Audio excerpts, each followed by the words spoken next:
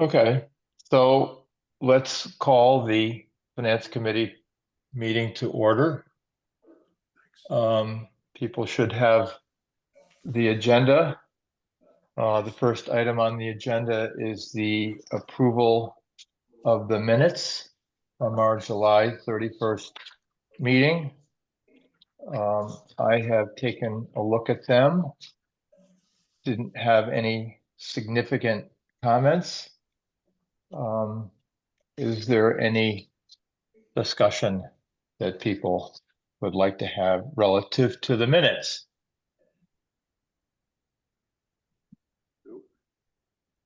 Nope. Okay, hearing none, I would propose that we accept the minutes as provided. All in favor, please indicate that you are in favor. Aye. Yes. Aye. Aye. Okay.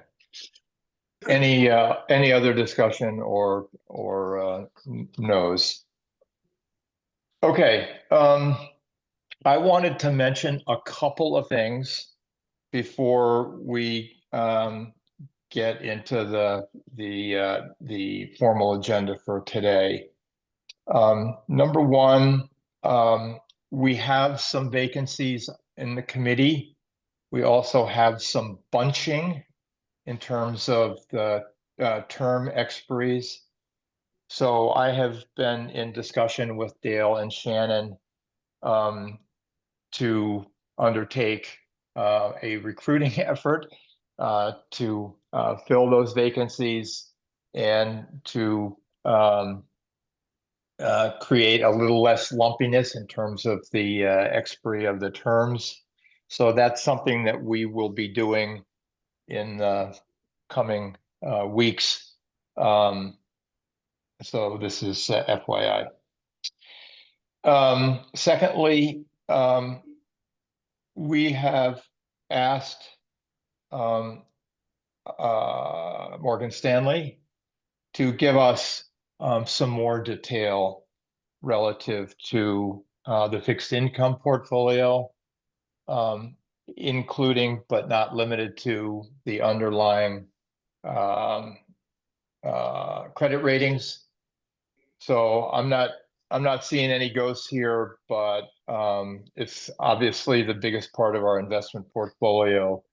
And I think it would be helpful to have a little more transparency into the Sage managed book, what the instruments are and the individual rating distributions. So we've asked for that. We touched briefly on the quote unquote straw poll. And then John had raised the question of whether we might consider a separate committee or a subcommittee to focus on investment management. I mean, there are pros and cons. I do think, focusing on our $25 million of investments is sort of a key responsibility of this committee. So I don't have a particular recommendation or thought, but I do want to recognize that it is something that we might want to consider in a subsequent meeting. Okay, so the first formal item on the agenda is a discussion of the 2026 budget process and priorities and strategies. So Dale, I'm gonna hand it over to you. Sure. Really, it's kind of an upfront discussion with regard to kind of globally or 30,000 foot view of where we're headed and get your insights on the front end as to what we should be paying attention to. First and foremost, I thought I'd touch base on the budget timeline, which is in front of you. I didn't use specific dates for the first 4 or 5 lines because those have already occurred or will occur, staff processes, so to speak. The first meeting that we have that will go over the first draft is September 25th. That actually will be based on the information we have to date, a first draft of the entire budget. And then we'll get your feedback. Obviously, we'll talk about the key points within that. We'll get your feedback. And then on October 26th, we're intending to have a member presentation for the first half hour. This is outside of our normal finance committee meeting schedule, strictly for the budget. First hour would be for a member presentation intended to get feedback from the community with the finance committee present, their forum, so to speak. And then at 10 o'clock or thereabouts, the finance committee would convene in kind of an official capacity and discuss the budget and any comments that the community might have had, and provide us with some direction as to finalizing the budget. In the meantime, in October, we'll be forecasting again, just to make sure that the information that we have is full and complete. October 28th is our final budget meeting that we'd go through I guess the final draft, so to speak, pending further comments from the committee. We would take, the goal would be to have the finance committee generate a recommendation to the board from that meeting. Obviously, anything that we need to fine tune can happen subsequent to that meeting, prior to the next key date, which would be November 3rd, and that's the budget workshop. Now, I will tell you that the board will be kept abreast of the activities leading into that. So they won't be seeing the budget for the first time. They'll be getting the materials along the way. At a board meeting, we'll touch base and give them updates with regard to what the kind of the main thoughts and comments of the finance committee are. And that workshop is basically for them to get together, review it, and do their review leading into what may be considered a fait accompli of a vote on the 10th, right? So most of their work will be done prior to the 10th. Any thoughts, comments, questions on that? Dale, how is this schedule, how is this sequence different, if at all, from last year? Well, we moved it up a month. Last year, the final approval was, I think, December 8th. No? 2 years ago, What was last year? November. Was it? Well, we changed, oh, yes, you're right, because we pushed because of the community meeting. Yeah, right. Right, we had to add in a community meeting at the end. Right.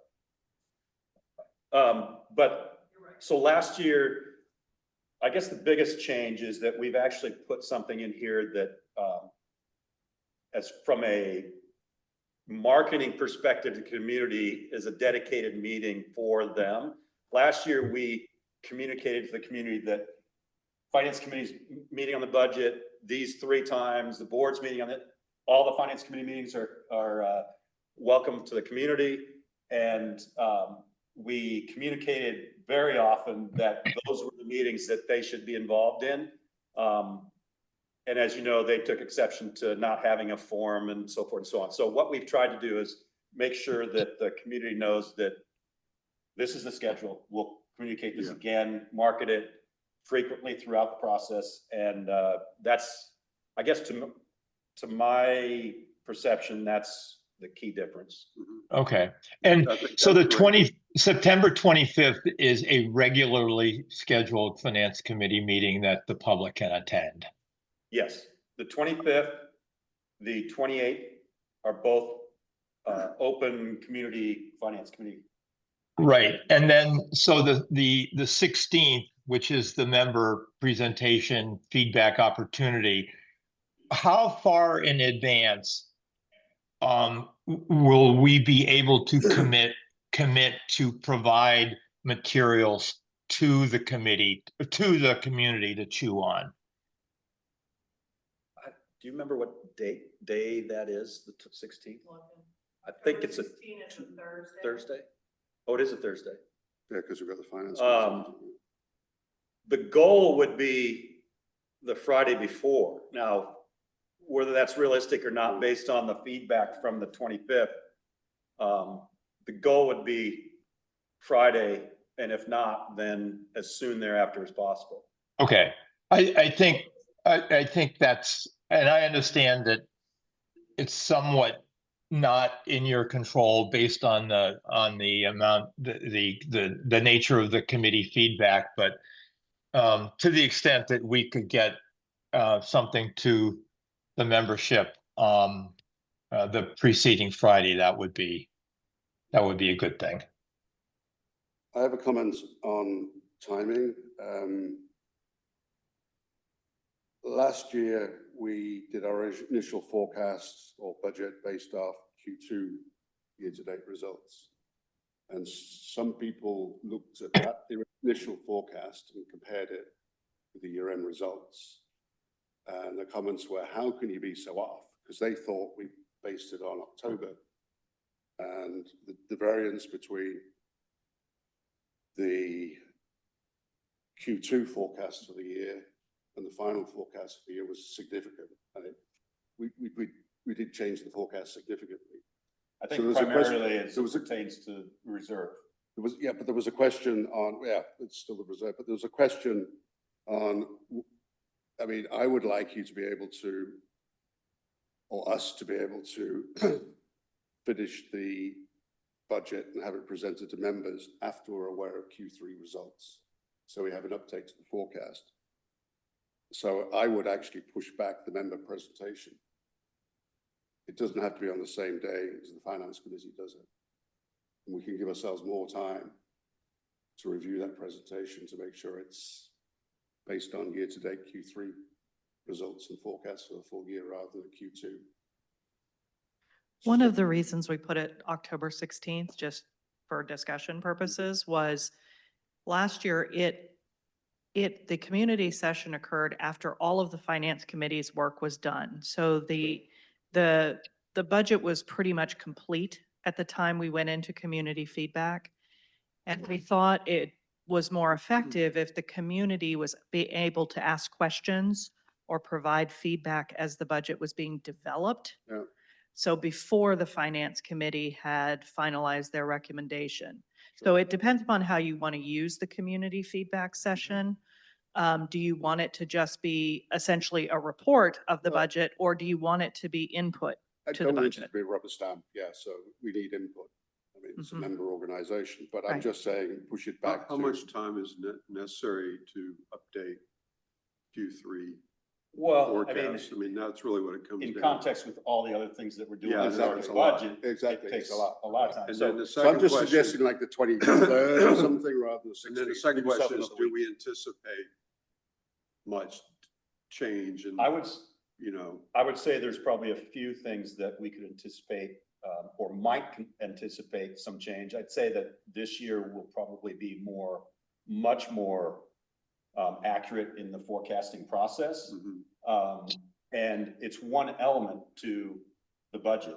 The budget Right. will be substantially complete leading into the 16th, right?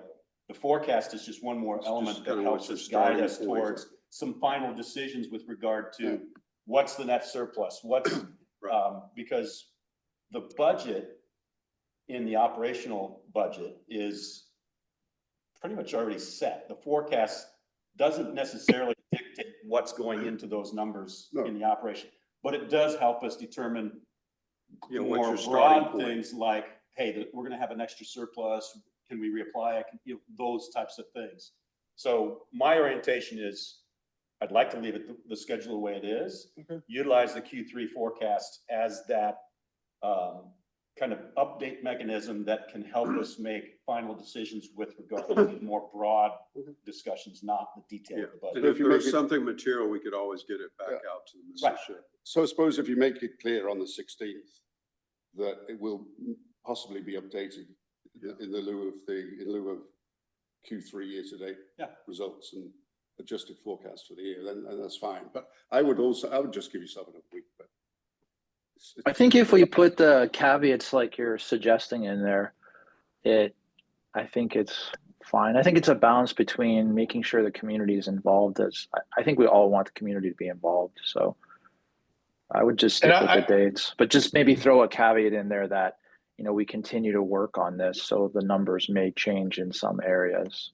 And I'm very understandable, I would think. I mean, it's just the reality of the situation.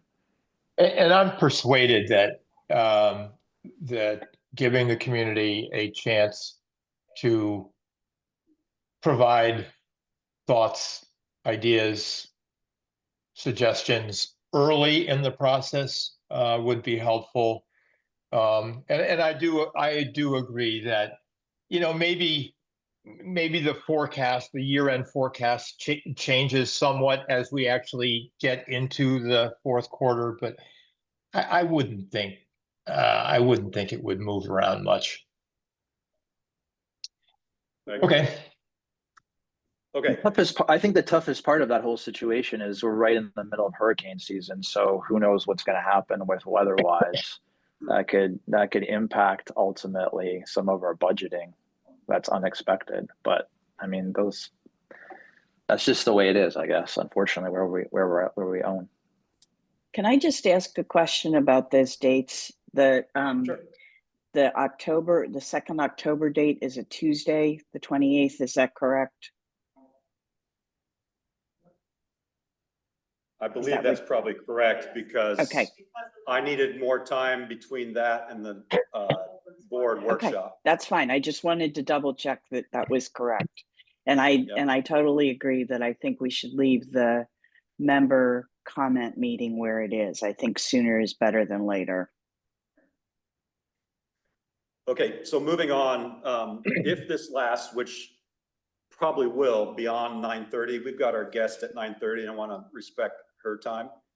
We can just jump out and come back after we've talked about the internal control review. And this is just a kind of a get started type of situation that we can chat about. So just break in at any time. Budget philosophies, my orientation, Shannon's orientation is that we budget to a slight surplus, anticipating, we're budgeting or forecasting a 3-year capital purchase, which is critical so that we can anticipate any large purchases coming in the near future in whether we need to build a surplus or not. So, And Dale, we're talking about the operating account here, right? correct. Yeah. Okay. I typically don't, just as a reference point, I don't budget unrealized gains and losses. That can be a difficult process, right? That's just a reference point, and that's not an operating type line item either. It's not a cash item. Inflationary rate increases, I think based on the discussions we had last year and what we put in place,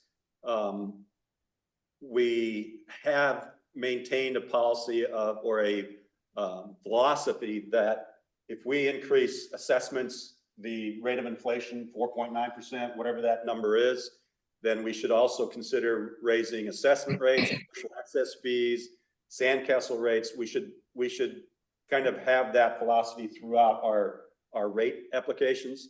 And I say that with exceptions. So for example, in our commercial access fees, if we are getting ourselves out of market rates, for example, or if for some reason one year we've raised something 50% and it doesn't make sense to raise it 4.9%, then we will come back and explain that and say, these are the reasons why we feel that these particular rates shouldn't be increased at that consistent rate.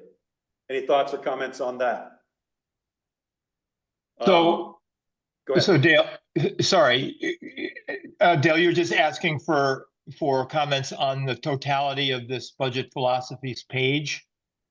Yes, as we go, yeah. Yeah, so let me just give you a couple of my comments. Number one, your first point, slight cash surplus. I think it's important to emphasize that. I think it's super important,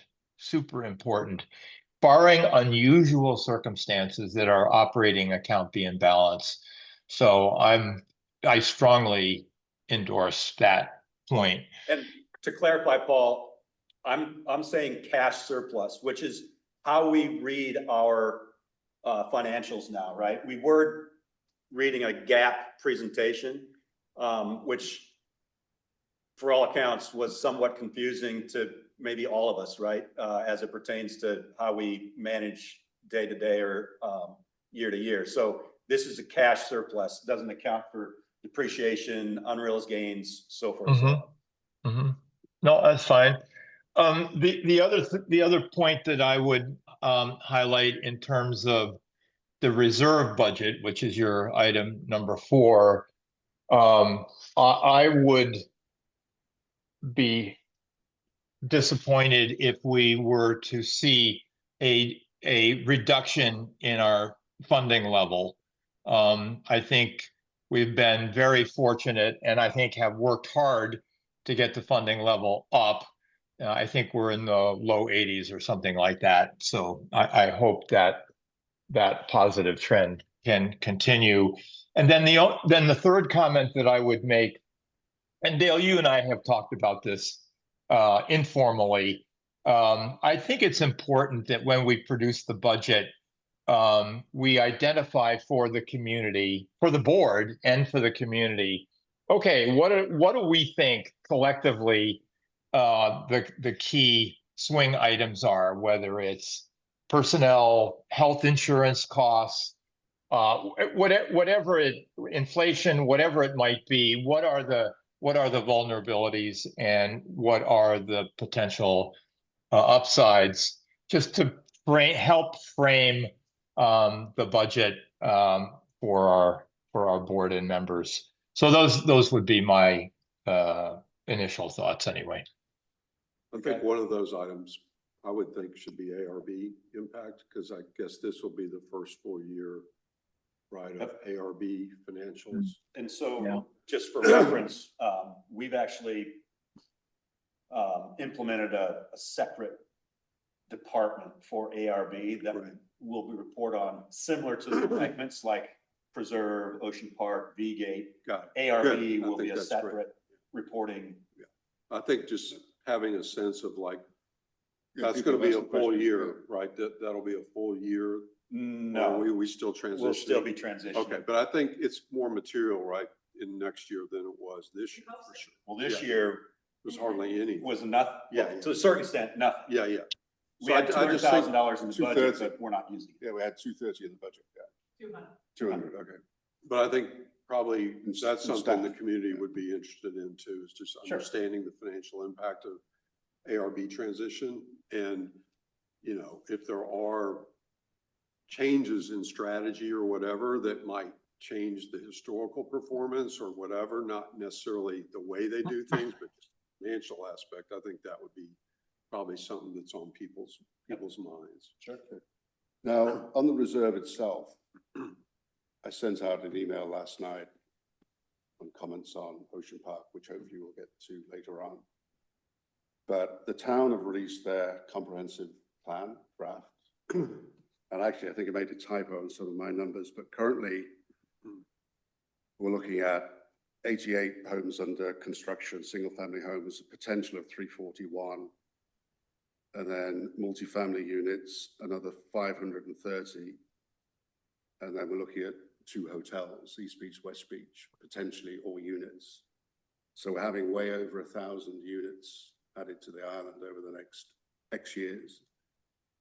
The resort are already talking about, well, the CEO said recently, well, our next development is going to be on land which has no trees, so it's fairly obvious where they're planning to build. So if we are funding roads, which I mentioned in my paving of roads under construction, and we've got 1,000 units coming in, some of which, are new developments totally. I think we need to, if we are going to do a serious 10-year plan for the reserve, we need to understand our revenues from the new units and the costs if we're repaving all the roads again. So just raise that point, but hopefully we can talk about my email last night sometime this morning. Yeah, I'll leave Is that that, agreed, Paul? I'll leave that up to Paul. If I could. Yeah, sorry, Dale, go ahead. No, I just wanted to get through this agenda. If we add that to the end, that'll be up to you, Paul. Yeah, let's get through this agenda. So Is that a yes or no, Paul? Well, let's get through this first and then we'll. Okay, but I'm just commenting on the reserve. I'm going to address your point later, Larry. Yep. We're time constrained here. Let's leave this, turn this back to Dale so we can get through this part of the agenda. Sure. So just one, I know we're talking about the reserve, but so Paul, you mentioned just your view, and I would share it, that we would want to budget to maintain the funding level that we've achieved. So should that be, one of the, should that be 4C? Sure. Because at the end of the day, right, these assessment rates, the commercial fees, those all run down into, some of those run down into the reserve fund budget itself. So, Yeah. Right. And the reserve fund assessment obviously would be in context with the overall philosophy that you're talking about. Right. And Dave, obviously, to some extent, we're at the whim of the market because, gains and losses are going to impact, directly the funding level. But I think I think it's a good point. I would be in favor of having that be part of the budget consideration items. Yep. Jumping back to number 2D, again, an inflationary rate increase with exceptions, utilizing the 10-year rolling average determination from the KICA reserve study. That right now is the underlying concept that we're utilizing, and it's just affirming that that's what we would use. To remind me what the benchmark was there. I mean, wasn't CPI, right? Was it? It was It was Brand a can probably producer. speak to it better than I, but it's a construction index 10-year Yeah, rolling average that I maintain a schedule for. Right. Yeah, it's set by the Bureau of Labor Statistics. Yeah. Yep. So it's, I know there was also some separate questions here about, composition of our reserve. And I think the big question I would highlight is, are we using the correct rate for inflation? When we looked at this before, it's just very challenging to come up with a objective data point that we can use that's external, that's not us. And historically, just for color, we've always said, oh, well, it's about 5%, or the reserve analyst group, the reserve study guy has always been like, oh, it's this number. And it's like, well, how did you come up with that number? And it's always been, well, it's like CPIs around there. And that's what I think. And so this was our attempt. I'll keep it short here. This is our attempt to find an external index that, it gives you a broad cut of what construction is in this part of the world. But I would also throw out there, like, it's not perfect. If someone can find a better index, I'm all for it. But that was the background, and we can give you the exact index, but it's on the Bureau of Labor Statistics. Yeah, it's there if it's there for anybody to look at. No, I think I remember when we did that. I mean, that made sense. It's more correlated to the actual costs associated with the reserve fund than CPI might be. So I think we all kind of thought that was the better proxy. Agreed. I think the question the membership might ask was, well, is that applicable to all expenses or simply those associated with construction or operational maintenance? And we could debate that or whatever. We could look at CPI, we could compare it to our benchmark, and I don't know that we want to get wrapped around the axle on that, but I could see that being a question. And that's one of the reasons why I have it on this list. By far the most significant revenue streams are from the construction type space, which right? is where we should Assessments, commercial access fees, all that. Right. For example, Sandcastle, Yeah, access fees, not well, correlated.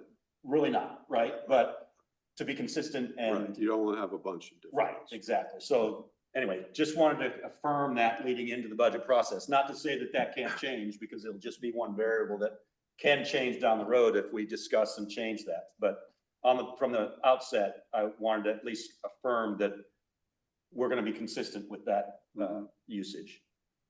Is Christy on yet? Not yet. Okay, so moving on to personnel, again, just sharing information.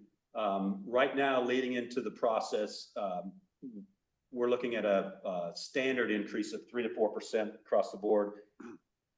Acknowledging that it's all merit-based evaluations. So there could be people that are getting 0 and there could be people that are getting 5%. But as a starting point, we're looking at that being a 3 to 4% increase. We anticipate sharing and analyzing headcount with the finance committee. And I also wanted to just mention that we've convened I guess, subcommittee or a group, 2 people from the finance committee, which is David and Michael, and 2 people from the HR committee, along with staff, to review the health insurance program. We've been presented with an option that, for all intents and purposes, wouldn't be, if the KICA decided to move in this direction, wouldn't be implemented until the 2027 fiscal year. But we need lead time to account for everything, educate the group, and move the process forward. So we can't wait till next year to start the process. So anyway, that's just a heads up. Okay. And then Christy's on, but let me, I think we've already talked about the reserve fund budget. So I think that's probably it on this, unless there's more questions and more comments that we need to consider. Great. Nice job.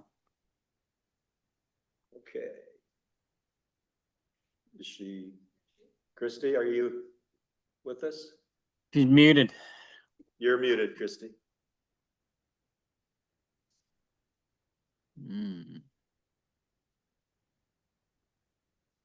She's unmuted on this end. There we go. Christy, are you there? Not yet.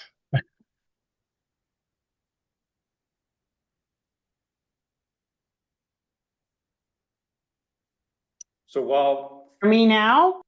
Oh, we can hear you now. So as an introduction, last finance committee, we talked about the proposal that Can you Christy hear me? provided us. It had Yes. 3. Hello? Yeah, we can hear you. Yep. We had 3, I guess, options to consider. We discussed them, and Michael and I went back to Christy and discussed maybe some adjustments and considerations, maybe a little bit more focus and specificity. And Christy's come back with what you see on the screen. Really, the considerations are, there were 3 levels before, now it's 2. The first level was basically, to a certain extent, what we're already doing. And I think the group here, the finance committee, all agreed that it was between option 2 and 3. We fine-tuned it a little bit to add some focus and, like I said, specificity.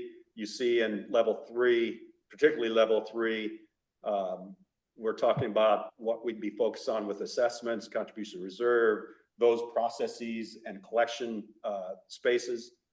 So, and Christy, I'm hoping really- you can hear me now. yes, we can hear you. You evidently can't hear us. I can hear you. Oh, okay. So I guess as a way of introduction, and Christy, I don't expect a presentation by any means, but would love to hear a little bit about who you are and what you do, and then open it up to questions and answers. Absolutely. Well, it's a pleasure to meet you, and I'm sorry for the audio issues. I just came off another meeting and had no problems. I'm Christy Clements. I'm a managing director within our national internal audit practice at Forbes Mazars, and I am also the sector leader for nonprofit education and public sector. So I'm the national leader over the nonprofit sector. I have almost 30 years of risk management and internal audit, internal control experience. I've been with the firm 14 years, and prior to that, I served in a number of roles within internal audit, but most recently, before moving to the firm, I was the director of internal audit over an international line of business. And yeah, so the services that I oversee are really internal audit in nature, looking for process efficiencies, looking for compliance with internal policies and procedures, and providing a level of assurance for our clients. Great. Christy, this is Paul Hennessy speaking. I don't think we have met, but thank you for joining us this morning.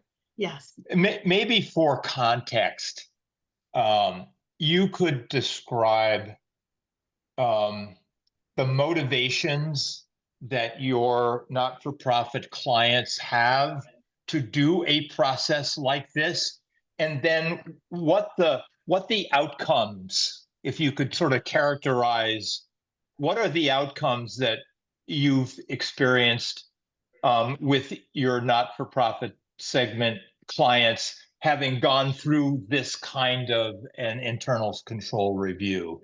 Sort of what are the expectations and what are the outcomes that you tend to see? Sure. Well, I think one of the biggest outcomes is being able to provide, my clients are able to provide their stakeholders, whether it's donors, et cetera, members, sometimes they're member organizations, with a level of assurance that internal controls are in place and they've been validated independently. And it just gives them a level of comfort with that things are being managed in a manner that is fiscally responsible, and especially around financial controls. And the outcomes of that, it depends on the level of assessment, but you know, it's used to communicate and share with the members or their stakeholders that we have undergone this, that it really sends the message that internal controls and being fiscally responsible with your funds, that it's all part of the mindset of leadership, and it really sets the tone at the top. And that's makes total sense to me. If I'm looking at the slide that we have in front of us, I'm looking at the far right-hand column. There's a bullet point there that says identify opportunities for efficiency improvements. How often does that actually happen? So because again, part of the context here is we have a very high confidence in our staff, and the signals that we get in terms of our regular audits are positive. So we're not seeing ghosts here, but we do think this could be an important prophylactic. But in particular, I'm interested in whether there are, in fact, efficiency improvement opportunities that you routinely see, or whether that's 1 in a million. There are, if an organization, from my experience, if they have been through audits or reviews in the past, and there's been recommendations to add internal controls, a lot of times what I have seen from my experience is that you will have internal control layered over internal control layered over internal control. And, you know, the mindset, it's a great practice. Usually they are reacting to a recommendation they have received. But when you look at the process from end to end, while internal controls can build efficiencies, if you have redundancy in your controls, it can build inefficiencies. So sometimes even with the best intentions of adding controls, some of them may not be necessary. For example, if you tweak a control, if you look at it end to end and maybe you tweak a control on the front end, there may be a back end control that you don't need. So it's really looking at your mix of controls. Do you have prevent controls? Do you have detect controls? Do you have the right mix? And then really identifying all your risks that you're trying to mitigate and mapping your controls to it. And sometimes you find that there are controls that aren't needed or processes that are redundant. And so that really is just a byproduct of the methodology that we use. Okay, that's helpful. The other question, sort of big picture question that occurred to me is, in the outline that you show here, there is an estimated hours, and those are your hours. What sort of load can Dale and Shannon and their colleagues expect on their side in terms of making this work? So for level 2, the amount of time required of them will be less than level 3. Now, I caveat that to say the biggest lift, so we will meet with them, conduct walkthroughs, watch them perform processes and controls. That's going to be the same on 2 and 3.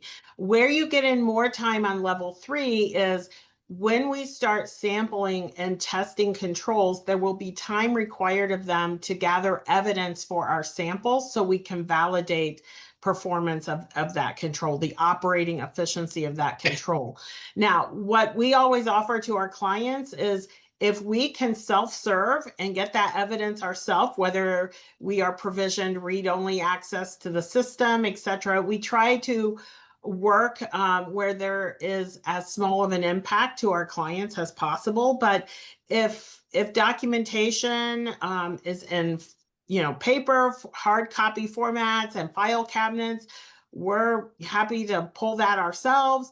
But sometimes clients will say, no, we'll pull the documentation. If everything's in a system and we can get read-only access, we can self-serve. So really, we would work with them to determine the best way to obtain that information. But level 3 will definitely be more of an impact on their time than a level 2.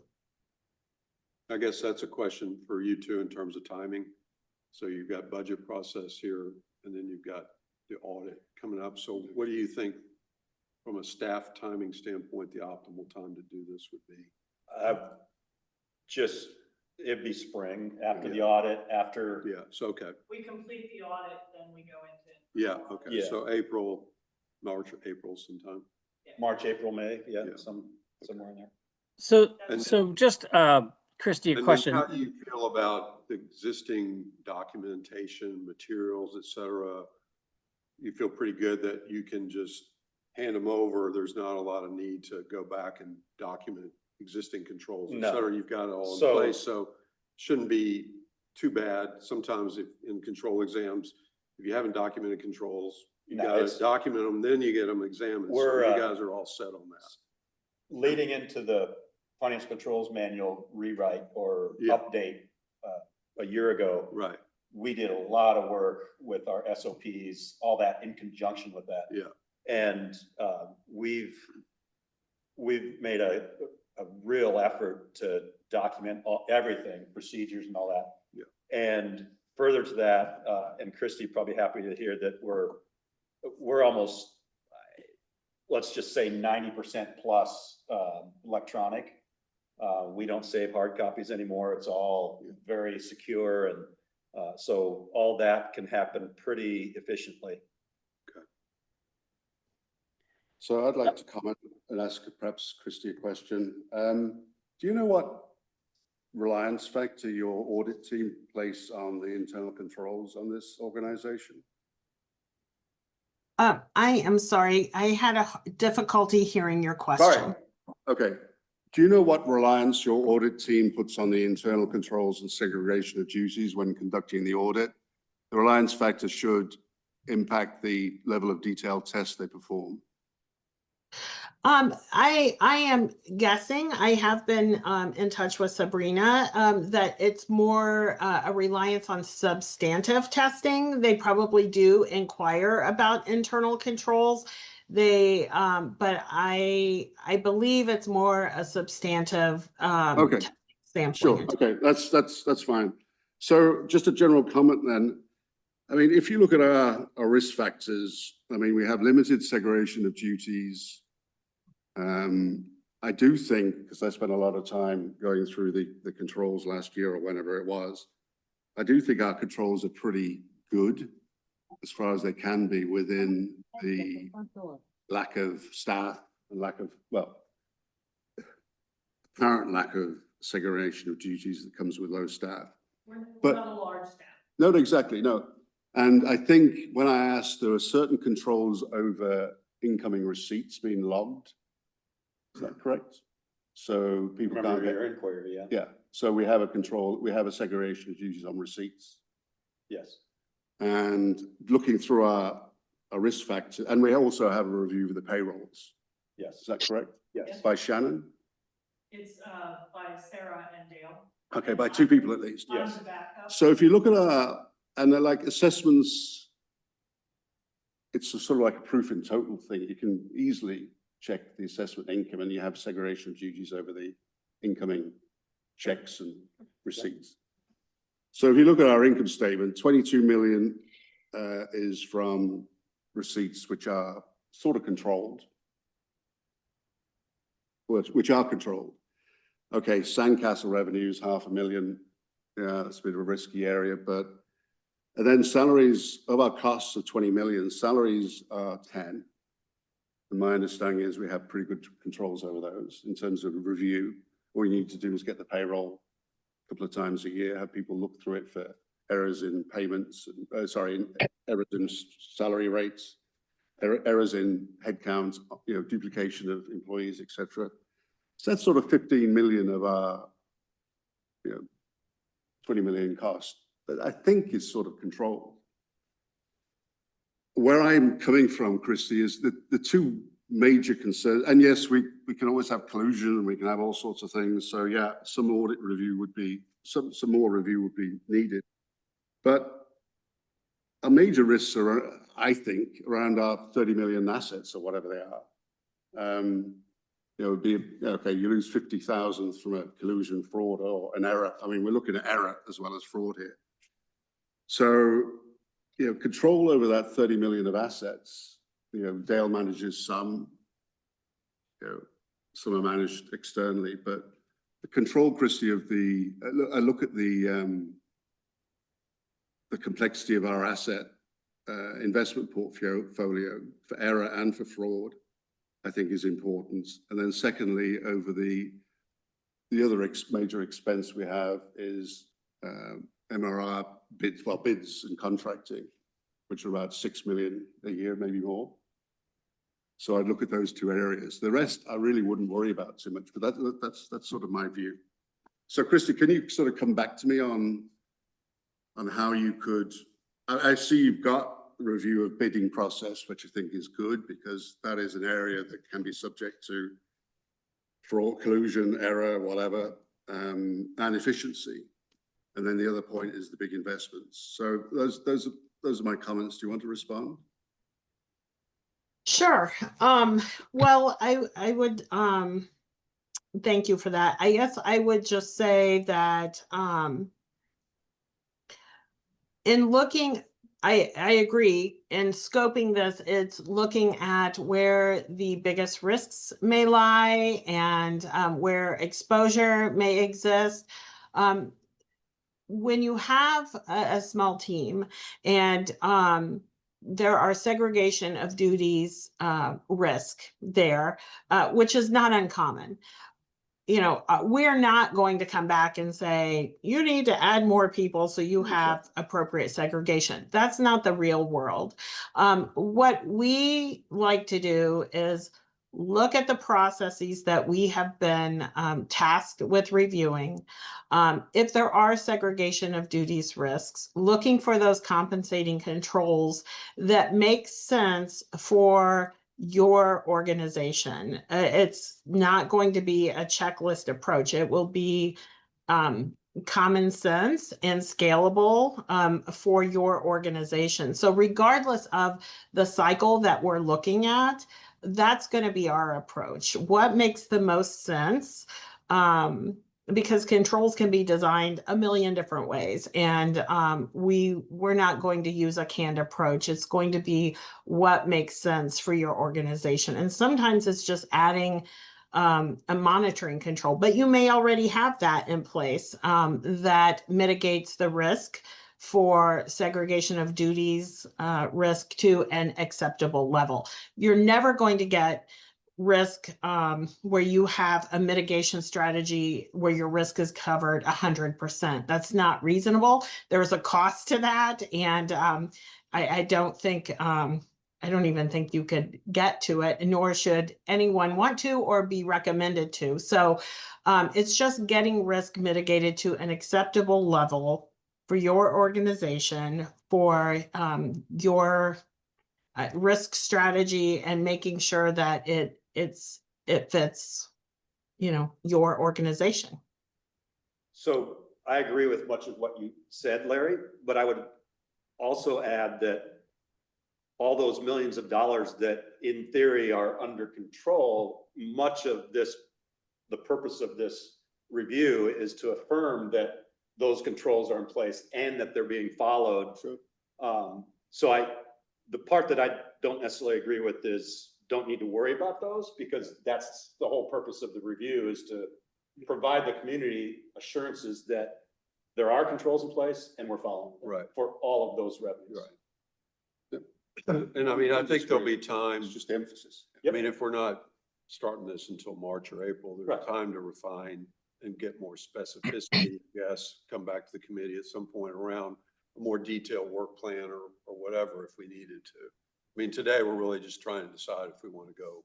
Well, and one part of, I don't know if it's, I don't remember if it's in this page, but what Christy had indicated also is that these are estimated hours. They're not going to bill us for hours they don't spend. So Right. my orientation is, what's the concept that we want to move forward with? The estimated hours, budget, that type of thing. The concept is then presented by the finance committee to the board. They confirm that this is the direction we want to go. And then I work with Christy in fine tuning this to the point that we implement. Right. So just one thing of clarity, is everything in level 2 also included in level 3?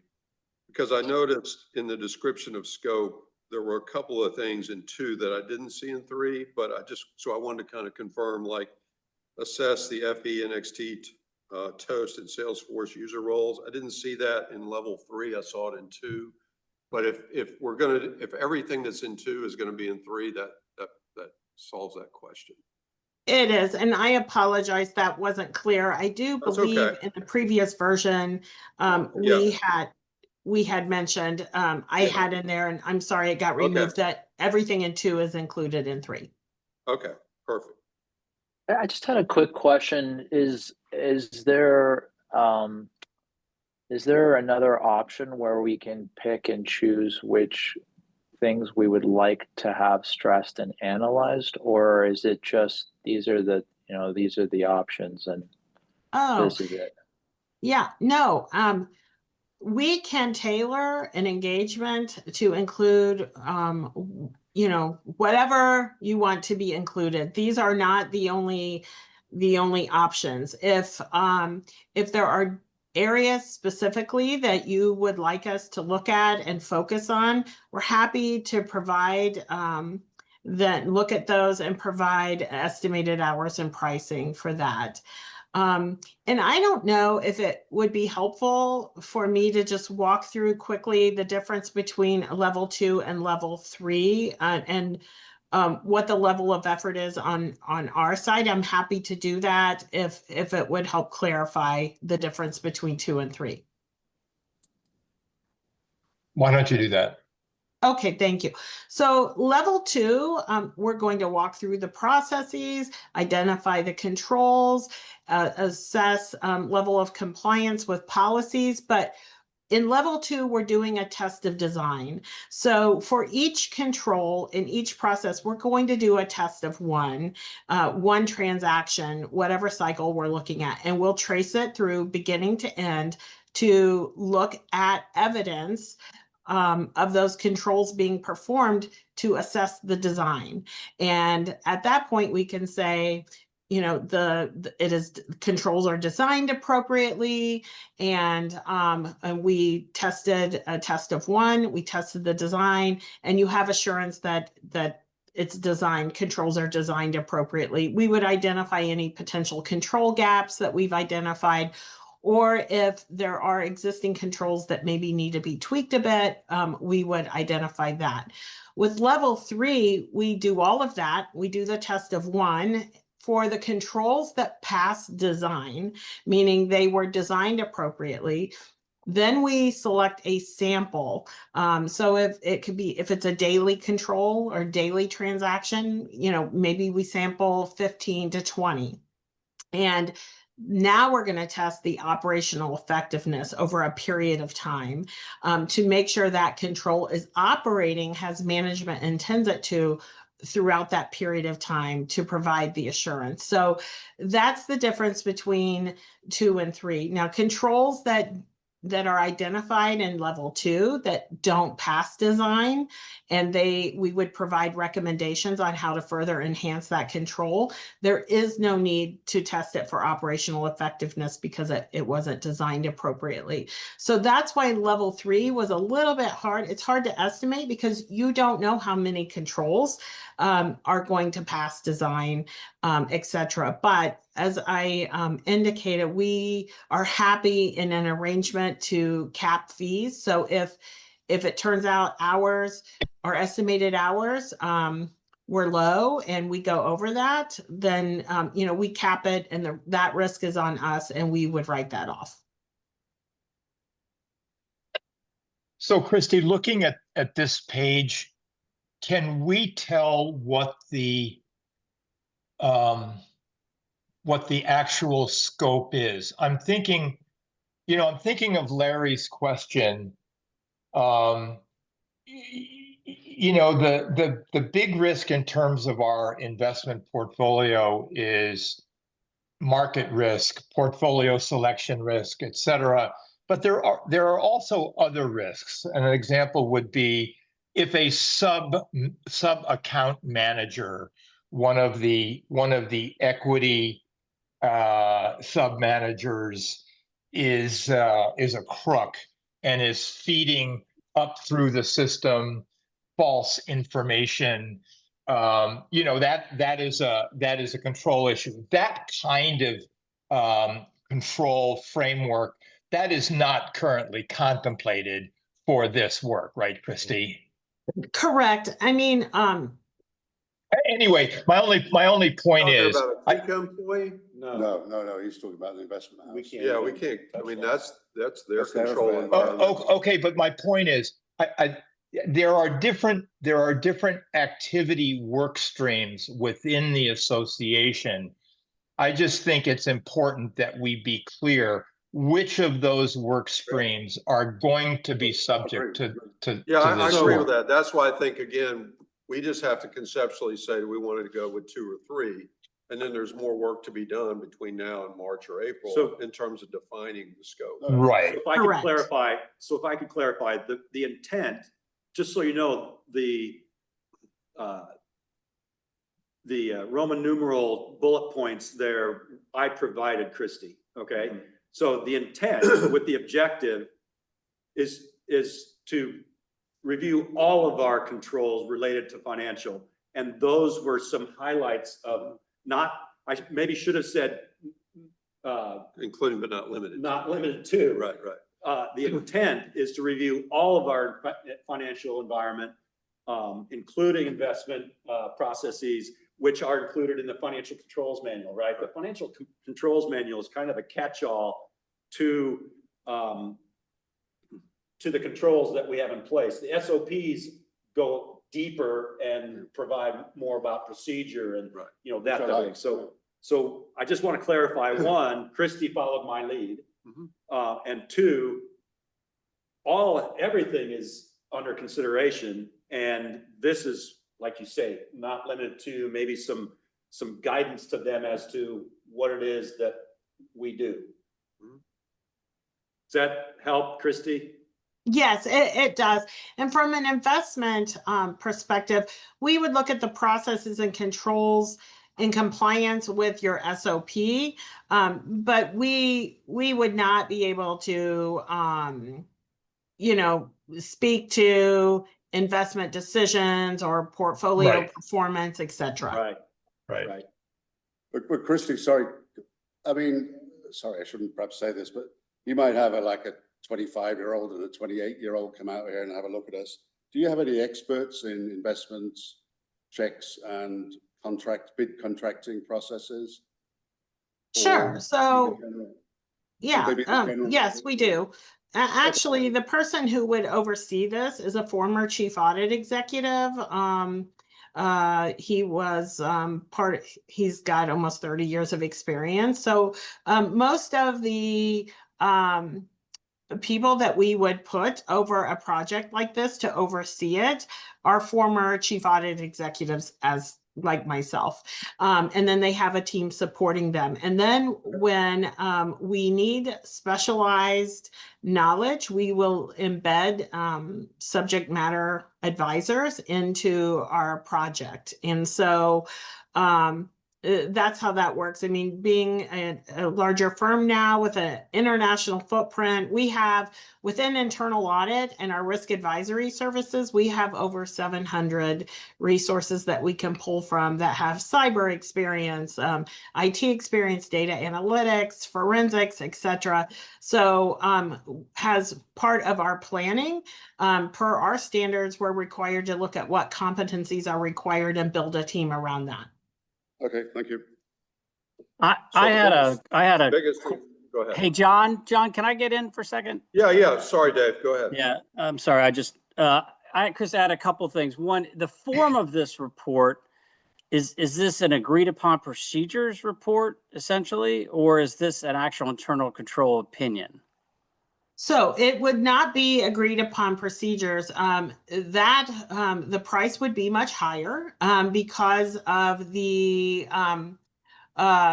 level of detail that's required. Our work is performed under the AICPA consulting standards. And so we are not issuing a formal external audit or a review opinion. It's basically, we would be saying this control appears to be operating effectively, or this control, provide recommendations for these controls. So we'll provide recommendations. It'll be clear which controls have passed and which ones we are providing recommendations to. And then our report will also highlight what's going well, what the team is doing well as where there are opportunities for improvement. But it is not agreed upon procedures. That would change because the level of resources, it would have to go through multiple levels of review within the firm, et cetera. And then sort of as a follow-up, so then this is intended to be comprehensive, at least against the controls that we identify that we want you to look at.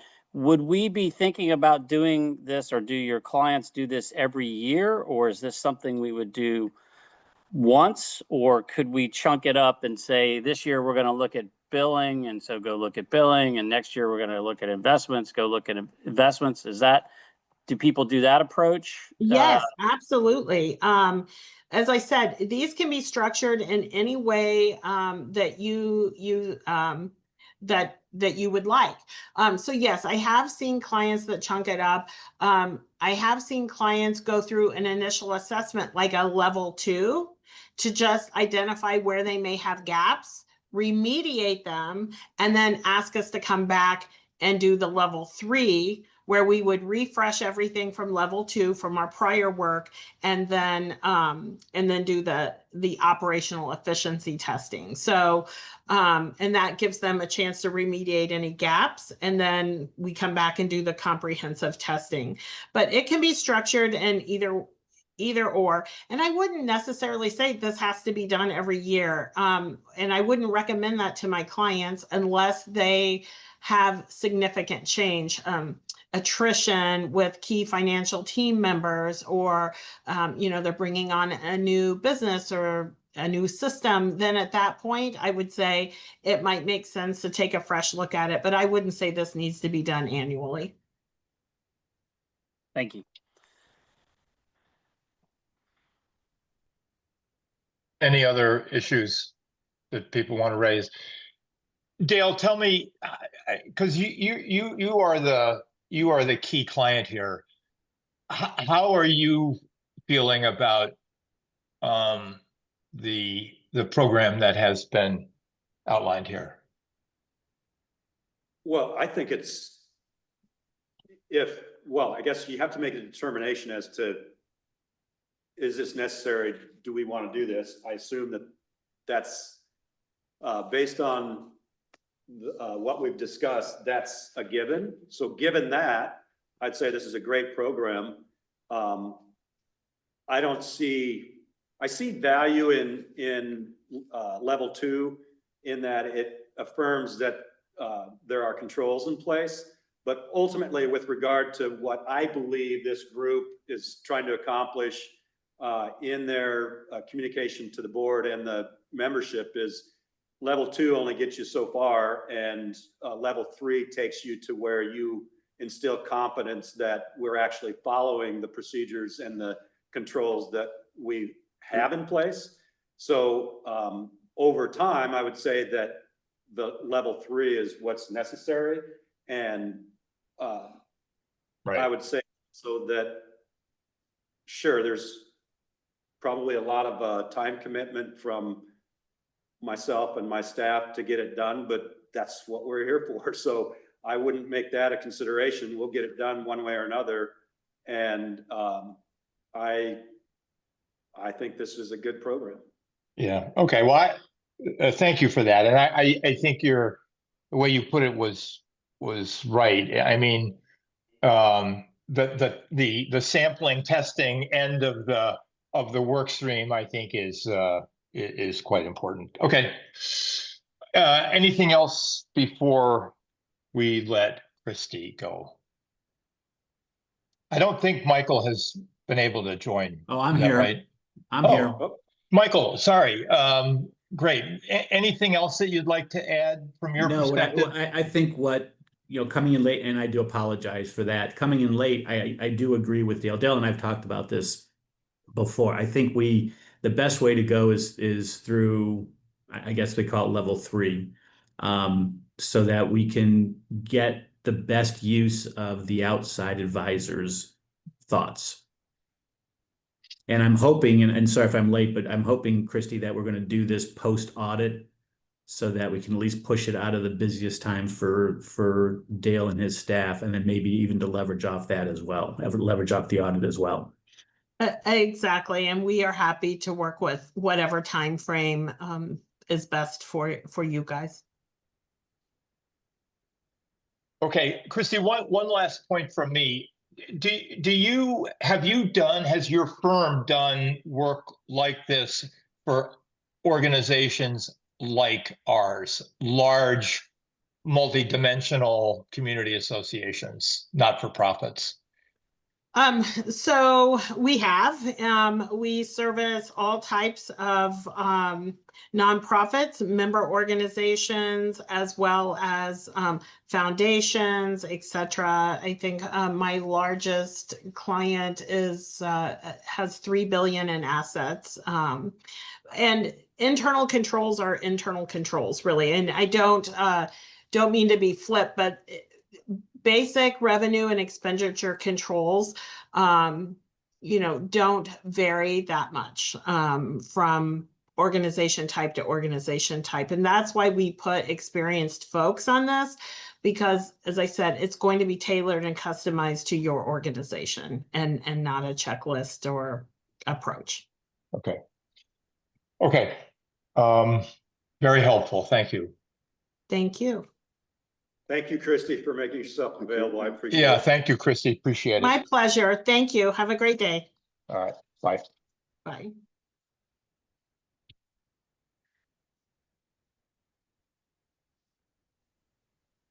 That's, Okay. that's what I have. I I mean, I don't know if you want further discussion, maybe yeah, I mean, do we want to process. formally say vote level 2 or 3? That is the question, I guess, of the day is, Paul, if you want to take this to the board sooner than later, or what your thoughts are. Yeah, so I would like to, I personally agree, and agree with Dale that if we're gonna do this, it's not gonna be free, both in hard dollars and soft dollars. If we're gonna do this, we should do level 3. It's like, you know, going to have a checkup, but then not doing any blood work. You need to do the testing and the analysis to back up what you see.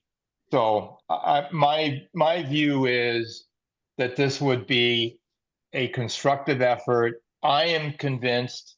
I liked Christy. She's obviously very experienced, and I think our experience with Forvis generally has been quite good. So I think this is something that we can benefit from. I do think it's important that we do a little more work to clarify which work streams, which activities are going to be the focus here. But my particular viewpoint is that this is something that Kika would find valuable and would like to recommend it to the board. So that's my take. Yeah, I agree. I think we should do level 3. I think if we'd done this before, this is our first time, right? To my knowledge. For the most, so to me, we should do a level 3 as a foundation, and then over time, we can all decide how often we need to come back again based on change activity, et cetera. And I think the scope comment is a good one. We should just maybe before we sign a document, we should just maybe spend a little time making sure everyone's on the same page around what the scope should be. But I'm definitely in favor of level 3. Yeah, I agree with that comment. So I favor level 3. The one other side note is you guys are still at times kind of faint on the microphone there. I mean, I can hear it, but I don't know if there's a way to arrange the mics so it's easier to hear you. But anyways, yeah, I agree with the level 3 on my side. And Yeah, that's where I'm in that's- favor as well. Yeah, same for me. I exactly what you guys have already said. So I'm good with 3. I agree. Paul, it's Shannon. Can I ask a process question related to the board? Yes, ma'am. Thank you. This is really an April 2026 timed project. So do you want to just mention in your financial report at the September 8th board meeting that you all are working on this with a timeline of 2026, add it into the budget for 2026, calling it out within the budget documents, as opposed to going through a formal approval of the board at this point? Your approval would be part of the budget process. Yes, I think that is the right approach. And I would, Shannon, I would add to that. And maybe I'll address this to Dale and to Mike. And maybe it's just, I'm not reading the material correctly, but I'm still a little uncertain as to the scope, the work stream, the specific work streams that are going to be the focus of the review. So if maybe you could help me and the committee clarify a little, in a little more specificity, the focus of the control review, that would be very helpful. But Shannon, yes, exactly what you suggest, I would plan to do in September. And I Okay, think I'll Paul add that could- to the notes. Oh, sorry, Shannon. I just said I'll add it to the notes for Paul and Dale for September 8th. And Dale, I think one of the things we would want to do is just work together to figure out what pieces of the design testing they want to use and just arm Paul with that, what the controls pieces are.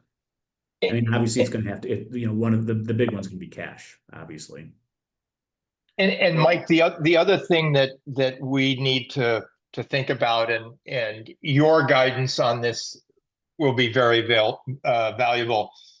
How do we get the best price possible in terms of what we want to accomplish? I take her point that she's gonna set a ceiling, and then it's the number of hours and so on and so forth. I get all that, but I want to make sure that we're getting the best deal we possibly can. And I'm not sure exactly how we go about that. I agree. So I came in late, so I'm just going to throw something out as I was thinking about this is, Dale, I think you and I maybe sit down with whomever else would want to join us. Let's figure out what controls we want her to review, lay those out and say, now that you know those, let's sharpen our pencil. Let's figure out how we get this done. And let's try to get a fee range that's a little tighter. Said another way, that's a little less. Right. They've got to be able to leverage off the audit. Yes. And my orientation is, again, starting with the financial controls manual and SOPs, because the SOPs address specifically the controls that apply to the financial controls manual. And in theory, providing a kind of a, not necessarily a priority list, but a perspective list of those areas that may have more prominence than others. Because from my orientation is, if we're not following the financial controls manual and to a certain extent, every element of that, then what are we doing? So I think that's kind of the guiding factor, and that was my intent from the beginning. And we can certainly collaborate on that and move that forward. Well, isn't she really going to start with, aren't they really going to start with the financial controls manual and then walk through the processes? Absolutely. So maybe what we do is within the FCM is figure out which processes you want to have her walk through. I mean, I'm going to be trite here. Yeah, I don't know that we if care there's about if there's any assets. that they shouldn't walk through, but that's my point is, they should at a minimum walk through every one of them. If they weren't important enough, if they're important enough to be in that financial controls manual, it seems like they're important enough to be reviewed. That's my perspective. Yeah, I mean, maybe there's a concept of certain ones are level 2 and certain ones are level 3. Yes. And that's the way you can make sure you cover everything, but then go deep on the ones where we prioritize. Yep. Does that make sense? All right. So my takeaway from this discussion is that in general, the committee committee and senior staff are supportive of this effort. And Mike, you and Dale will do some work in terms of honing a specific mandate with tighter pricing for a potential assignment to be presented to the board in broad terms in September, and then subsequently for formal approval Through the budget process.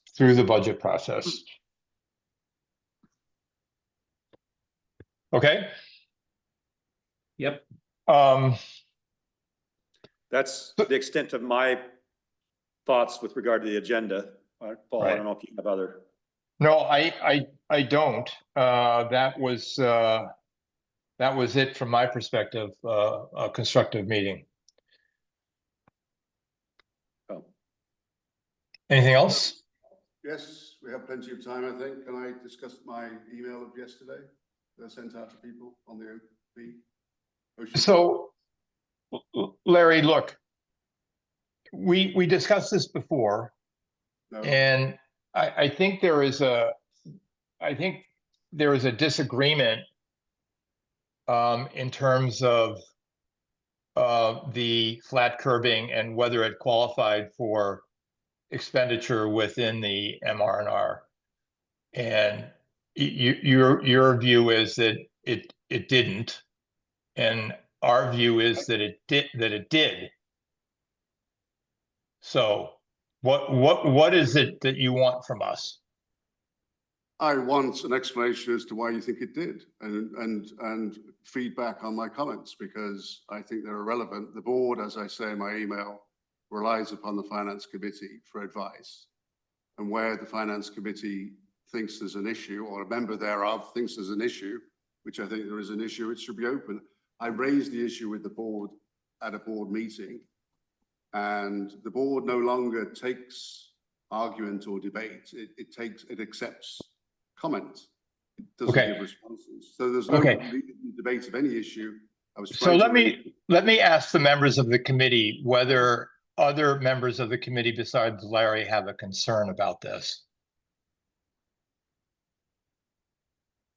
No. I do Paul, not. is the concern which bucket to put the expense in, or the expense itself? The concern, well, there are two concerns. The major concern is the bucket. Have you read my note, Brian?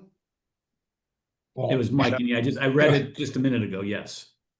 Okay, so basically in March, the board was commented on to by Jody, saying the roads at OP are not in good condition.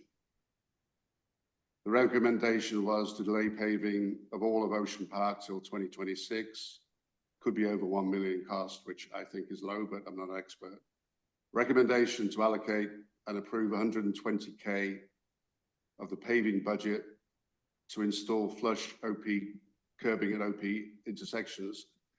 The board then commented, this is not a formal vote. Board agreed with moving forward. So basically there was an adjustment to the budget that wasn't actually voted on. Significant spend that wasn't in the budget, wasn't voted on, which is a process issue. And then the board didn't decide where to put the expense. Someone decided to put the expense in MRR. I found out last meeting from Dale. And then there is the issue of, I've got a secondary issue that basically, why do we have this process whereby there's construction that the town approves for Kika? And Amanda Mole said, Amanda Mole commented, Kiva Partners install the roads per code, and the mayor confirmed that. The town passed off on the roads. Kika changed their road standards thereafter. And those are minuted comments. So basically, Kika are allowing construction on the construction is happening on the island. We know the roads are going to be a problem. And we replace them at our significant cost. I don't know where the cost gets charged. It's maybe the MRR. But I would say, the MRR definition of the MRR spend is to replace an existing asset. Replace an existing asset, specifically identified asset. Sorry, I got it wrong. The whole purpose of the MRR is to replace an existing, specifically identified asset, presumably in the register of assets to be replaced, or to repair such an existing asset that's in the register. This is not an existing asset in the register, so why does it go to the MRR? So I have two problems. One is the board approval of now what is turning out to be now 140 expense, not 120. So we've now got another 20 to spend on it. So there is a process issue. When at the board meeting in June, Paul made a comment that a unbudgeted legal fee of 25,000 would prove board approval. So why would an unidentified 25,000 spend in the budget require board approval when this 140 wasn't approved? The board actually said the expense, we will just move on. We won't have a vote. So those are my comments. You could read the I just don't know that These those are- are topics for the finance committee. Yeah, Like, that's I- right. Okay, well, who else keeps an eye on the board? I'm sorry, I don't think we keep an eye on the board. I think the board keeps an eye on us.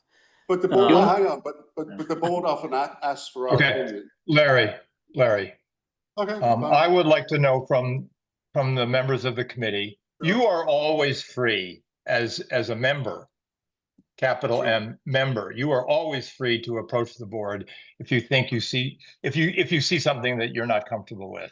You're free to do that. You're encouraged to do that.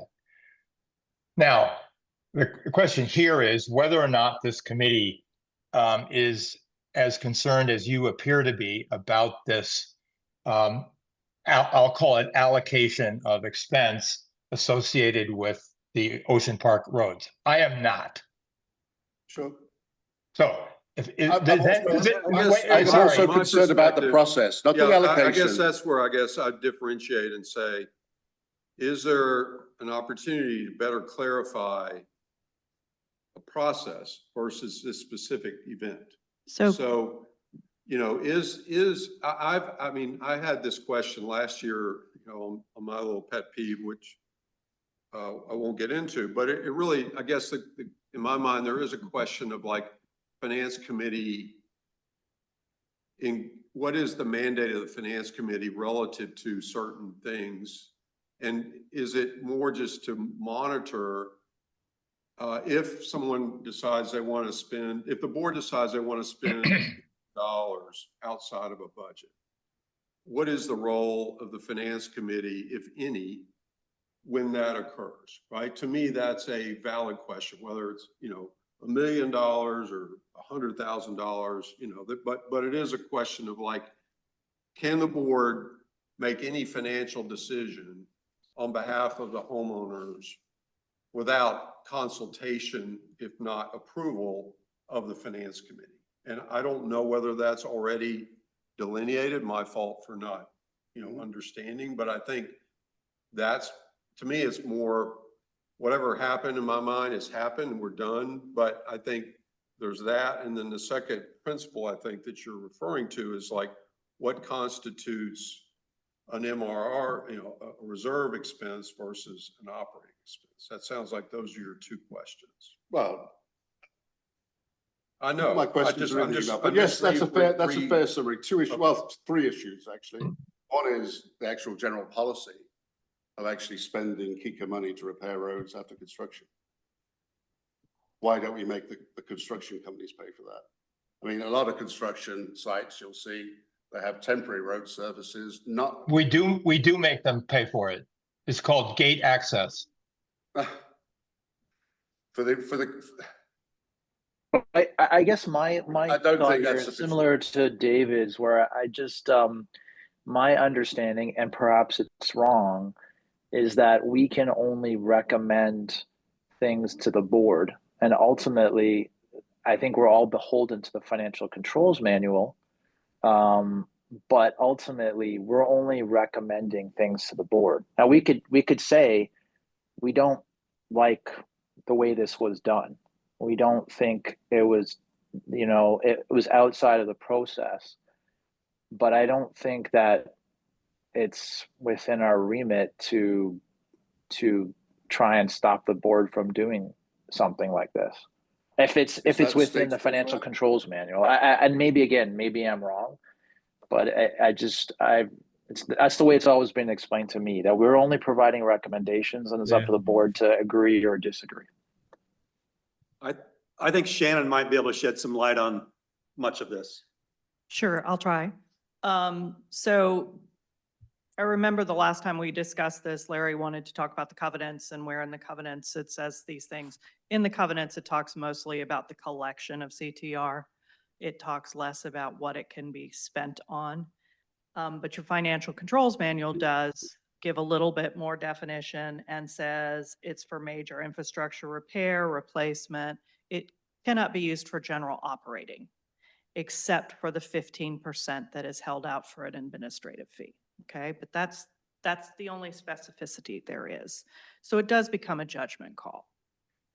Related to the Ocean Park curbing expense specifically, the budget line item was related to a road repair paving project, mass paving project, related to fair roads that needed to be improved based on the board standard to go to excellent and good.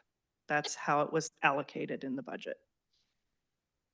The members of Ocean Park had come to the board. They had expressed that their roads were in bad shape. The engineering report supported that and said that they were not in excellent or good shape. Most of those roads were conveyed to KICA in 2015. They were conveyed prior to KICA having an opinion on whether or not to accept conveyance. January 2016, KICA now gets to decide what's conveyed to it. So the majority of the roads were conveyed prior to that. In looking at the Ocean Park roads, we did agree there's too much construction going on in 2025 to invest $1.1 million. But we also recognized that those roads are very curvy. They have no curbing. It is a similar thing to what we experienced in the Preserve neighborhood. And so we made a recommendation to the board of directors to say, it's not time to pave Ocean Park's roads yet.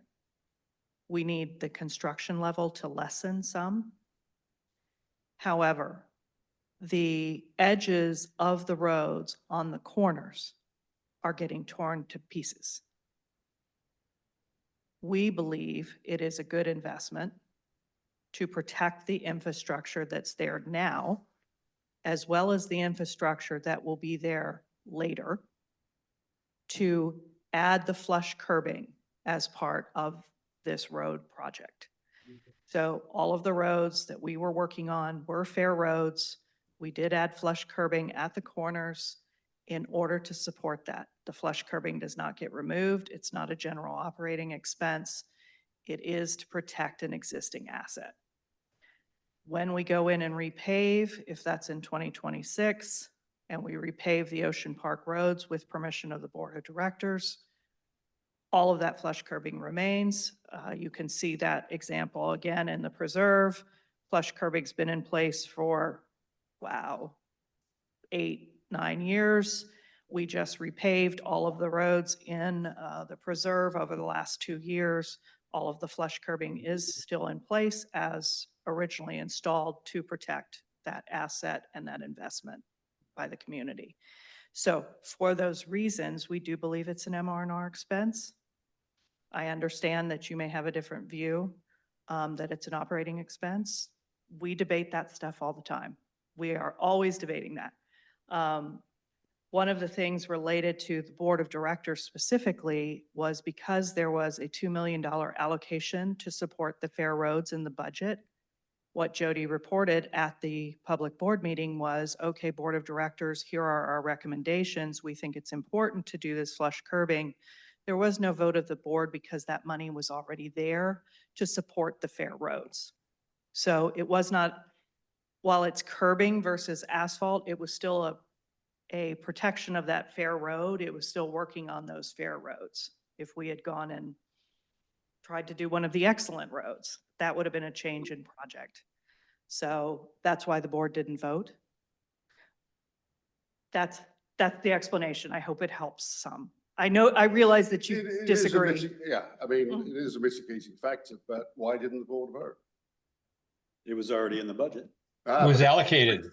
It was an allocation of budget. It was an allocation for fair roads. We felt that the curbing fell within that allocation. And the board stated that they agreed and to move forward with the project. So they didn't vote.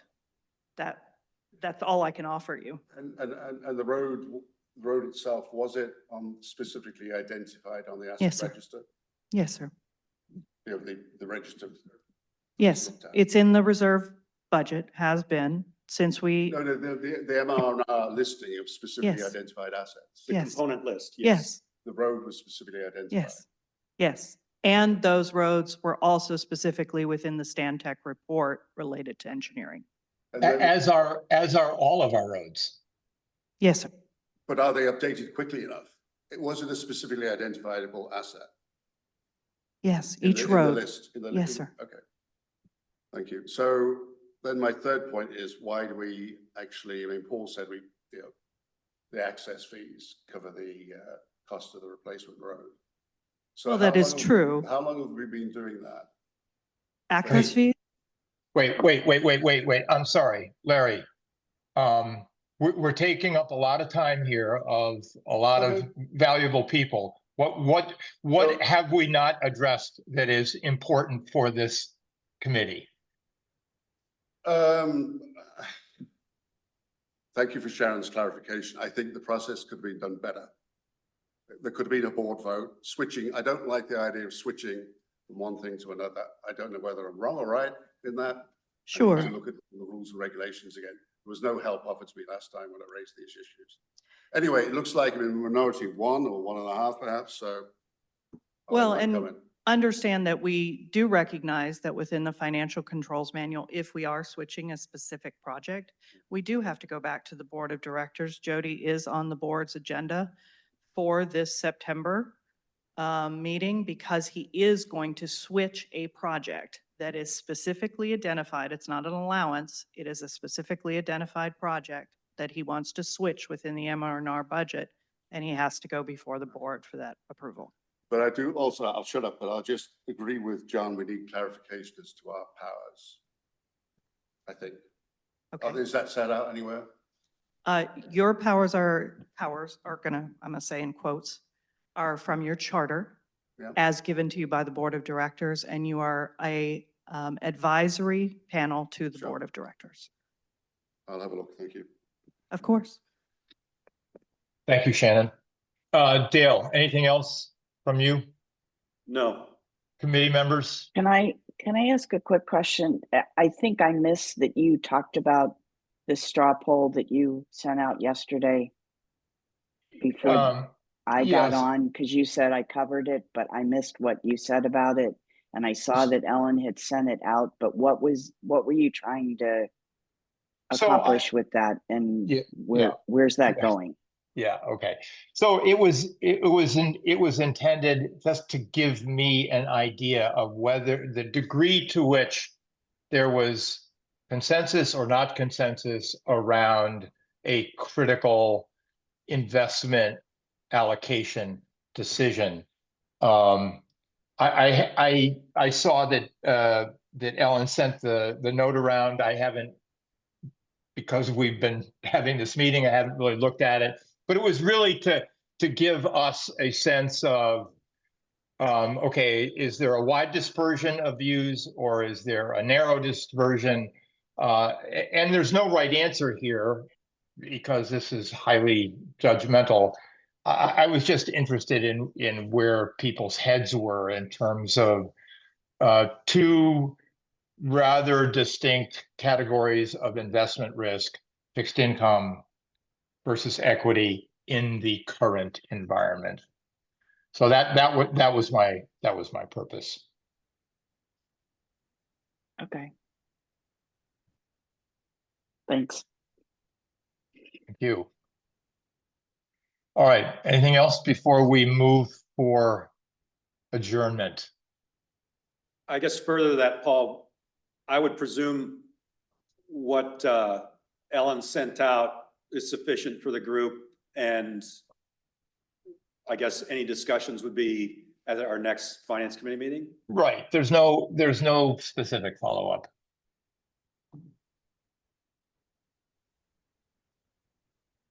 Okay. Hearing no other comments, I would suggest that we adjourn. Thanks, everyone. Thank you. Thanks, Yeah, everybody. thank you so much. for your Thank you. Thanks, guys.